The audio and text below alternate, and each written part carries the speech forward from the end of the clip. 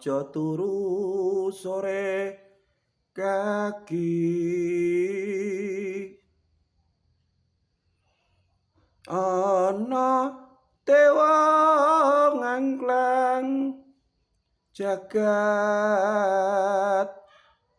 nyangking bokor kencanane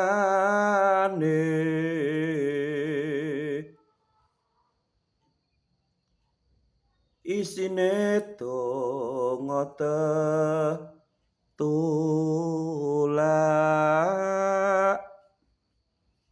sandang kalawan pangan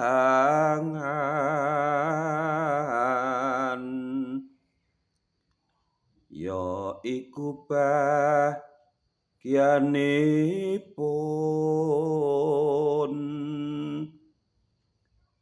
wong melek sabarna rimo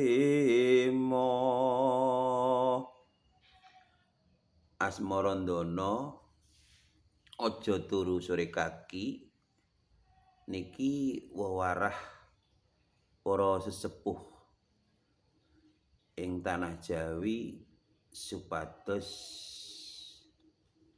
para wayah putu ing tanah Jawi niku belajar atau sinau maring tirakat melek ing bengi. Maksude melek ing bengi awake dhewe para putu wayah trah Jawi disuwun melek niku nggih inget maring Gusti Kang gawe urip, Gusti Kang murba ing dumati.